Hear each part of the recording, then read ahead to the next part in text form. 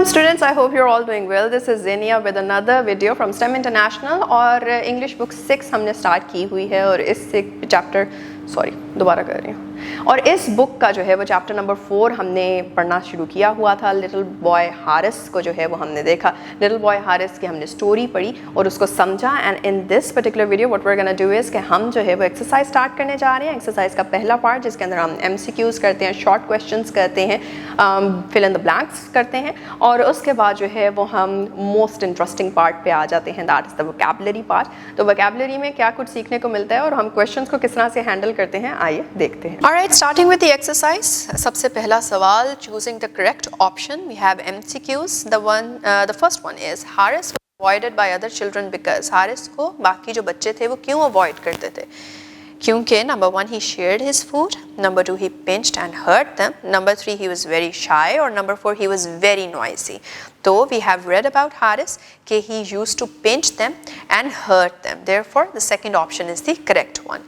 The second MCQ is the class went on a picnic to the side, to the park, to the seaside, to the museum या फिर to the zoo।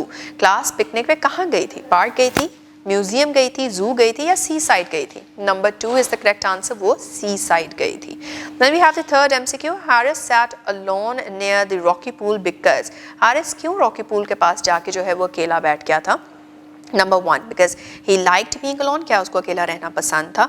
Number 2 others did not want to sit with him, क्योंकि दूसरे लोग जो हैं वो उसके साथ बैठना पसंद नहीं कर रहे थे।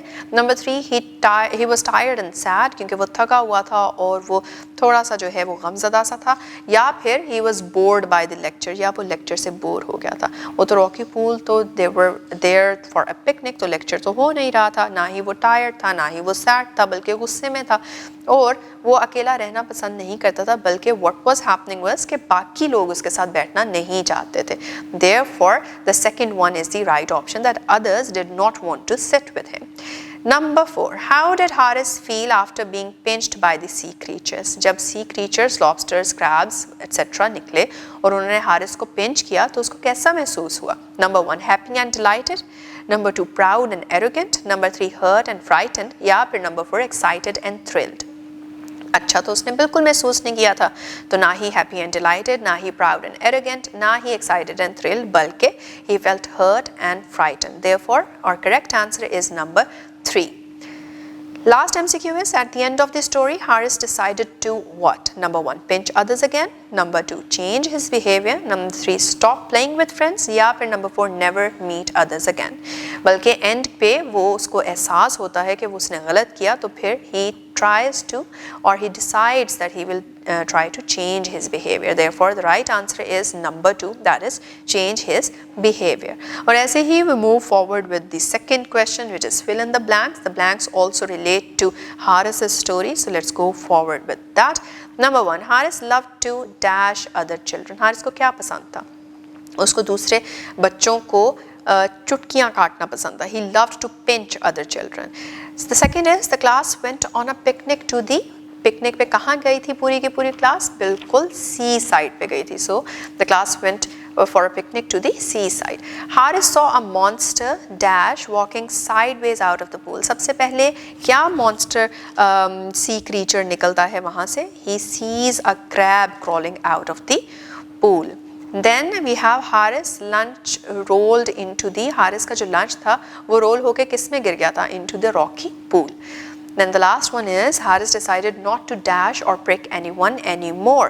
Haris decided not to pinch or prick anyone anymore, and those were the blanks which we are done with। And now we move on to the next question, which is to answer a few questions coming from the story। Story से ही related कुछ सवालात हैं, उनके जवाबात जो है वो देखते हैं, समझते हैं और सोचते हैं। Number 1, why did other children dislike Haris? Haris को बाकी बच्चे क्यों इतना नापसंद करते थे? दैट इज़ बिकॉज हमने पढ़ा कि हारिस जो है वो बाकी बच्चों को तंग करने में बहुत मज़ा लेता था। वो उनको चुटकियाँ काटता था, पिंच करता था, प्रिक करता था, जिससे वो हर्ट करता था उन्हें। तो कोई भी बच्चा उसके साथ क्यों जो है वो बैठना उठना चाहेगा, इसलिए बच्चे उसको डिसलाइक करते थे। सेकेंड क्वेश्चन पे आते हैं, what happened to Haris near the rocky pool. अब जब हारिस अकेला जाके रॉकी पूल के पास बैठ जाता है और लंच खाने लगता है तो फिर वहाँ पे उसके साथ क्या होता है, वहाँ पे बड़े बड़े सी क्रीचर्स जो हैं वो पूल से बाहर निकलते हैं और हारिस को भी पिंच और प्रिक करते हैं। Then we come to verse C. What lesson did Haris learn from the sea creatures? तो जब ऐसा एक्सपीरियंस उसके साथ खुद होता है जहाँ पे उसको हर्ट महसूस होती है तो तब वो क्या सीखता है? वो ये सीखता है कि उसे किसी को भी दर्द या नुकसान नहीं पहुंचाना चाहिए। Then we have the other question, that is why did Haris run away crying? Haris रोता हुआ क्यों भागा था? It was because जो सी क्रीचर्स थे वो उसको पिंच कर रहे थे, प्रिक कर रहे थे और उसे बहुत दर्द हो रही थी और बुरा महसूस हो रहा था, इसलिए वो वहाँ से रोता हुआ भाग जाता है। And the last is how did Haris's behavior change at the end of the story? Story के बिल्कुल एंड में हम हारिस का बिहेवियर कैसा चेंज होता हुआ देखते हैं। पहले वो बड़ा तंग करने वाला टीजिंग सा होता है और एंड पे जाके उसको जब खुद एहसास होता है, वो रियलाइज़ करता है अपनी मिस्टेक, तो फिर उसका बिहेवियर ये होता है कि वो आइंदा कभी किसी को भी ना हर्ट करेगा, ना पिंच करेगा, ना प्रिक करेगा और कैसे भी नुकसान नहीं पहुंचाएगा।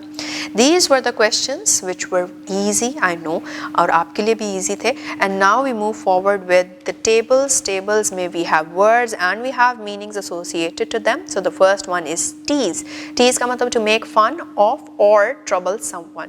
किसी का मजाक उड़ाना या किसी को trouble करना, किसी को किसी चीज़ का किसी challenge देना, that is in order to tease someone. So the word is tease and the meaning is to make fun or trouble someone.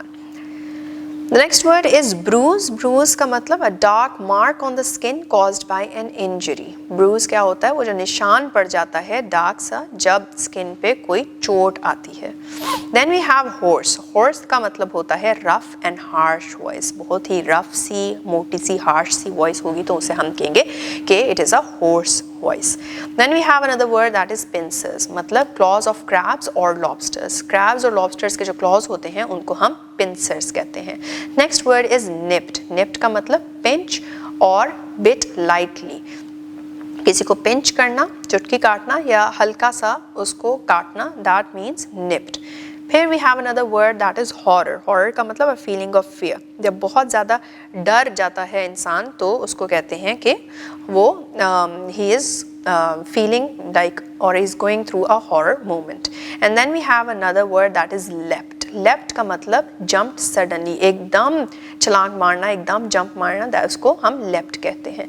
And then we have the last word which is streaming, and streaming means flowing continuously. एक continuous तरीके से कोई चीज़ अगर flow कर रही है, बह रही है, तो उसको हम कहते हैं that particular thing is streaming. These were the words, these were new for you as well. Meanings भी हमने उसको देखे and I hope कि हम इसको याद रख सकेंगे. And now we move forward with the next part which is read and respond. And we already know कि हमने यहाँ पे क्या करना है, स्टोरी पढ़नी है और कुछ सवालात के जवाब देने हैं. Story is the little boy Haris और उसके कुछ क्वेश्चंस हैं जिसको हम आंसर्स बनाने में we'll try to do that. We'll try to attempt answering these questions. How does hurting others affect peaceful coexistence in society? किसी भी सोसाइटी में एक अमन के साथ जो है एक दूसरे के साथ रहना, मिलजुल कर रहना कैसे इफ़ेक्ट हो सकता है अगर एक दूसरे को नुकसान पहुंचाया जाए, दर्द पहुंचाया जाए या किसी भी तरह से उनको तंग किया जाए. तो क्या ऐसे एक दूसरे के साथ सोसाइटी में या कम्युनिटी में, मुआशरे में एग्जिस्टेंस हो सकती है और वो भी अमन के साथ? That is what you will have to think. In my point of view, नहीं, ऐसे नहीं हो सकता और हमने स्टोरी में भी देखा कि ऐसे इंसान के साथ जो है कोई भी उठना बैठना नहीं पसंद करता. The second question is, what could Haris have done to live happily with his classmates? अपने classmates के साथ खुशी से रहने के लिए हारिस को क्या करना चाहिए था? हारिस को उनको तंग नहीं करना चाहिए था. And then we have the last question, why is kindness important for peace in school and society? तो हम ये सवाल ये पूछ रहा है कि हमें क्यों काइंड होना चाहिए ताकि अमन जो है उसको मेंटेन किया जा सके, बरकरार रखा जा सके एक स्कूल में या फिर एक मुआशरे में. और वो इसलिए क्योंकि काइंडनेस से हम एक दूसरे को हर्ट भी नहीं करेंगे और दूसरा एक दूसरे को तंग भी नहीं करेंगे, बल्कि पहले सोचेंगे कि अगला क्या महसूस करेगा. सो दैट इज़ वाई जो अब जब एक दूसरे से कोई कॉन्फ्लिक्ट नहीं होगा, तंगी नहीं होगी, तो पीसफुल तरीके से सब साथ रह लेंगे. And now we move on towards the vocabulary part. Vocabulary part में हम literary devices देखेंगे आज की क्या होती हैं, और एक नई चीज़ which is known as figures of speech. Literary devices या figures of speech जो है that is basically interchangeable, और हम देखेंगे कि आज कौन कौन से figures of speech या literary devices हम सीखते हैं. So the very first one is a simile. What is a simile? A simile is used to compare directly two different things by using the words like or as. कोई भी दो different चीज़ों को एक दूसरे के साथ कंपेयर करेंगे अगर डायरेक्टली, और वो भी लाइक करके या एज करके, तो उसको हम सिमिली कहेंगे. एग्जाम्पल के तौर पे देखते हैं, the boy is as clever as a fox. Is भी यूज़ हो रहा है और एज भी use. Boy is as clever as a fox. तो ये कंपैरिजन आ रहा है जिसमें बॉय को जो है वो एक लूमड़ी के साथ कंपेयर किया जा रहा है और कहा जा रहा है कि वो इतना ही क्लेवर है जितना एक लूमड़ी होती है. सो उन दोनों के कंपैरिजन यहाँ पे एज के थ्रू है, therefore this is a simile. Next, her smile is like sunshine. उसकी जो स्माइल है वो बिल्कुल सनशाइन के जैसी है. तो यहाँ पे भी हमने लाइक को यूज़ किया कंपैरिजन के लिए, देंसफोर्थ ये एक सिमिली है. The next type of figure of speech or literary device is a metaphor. A metaphor is used to make an indirect comparison between two things. हमने ऊपर simile में देखा कि हम exactly directly नाम ले रहे हैं boy का और उसका comparison fox के साथ कर रहे हैं, एक लड़की की स्माइल का और उसका कंपैरिजन डायरेक्टली सनशाइन के साथ करें.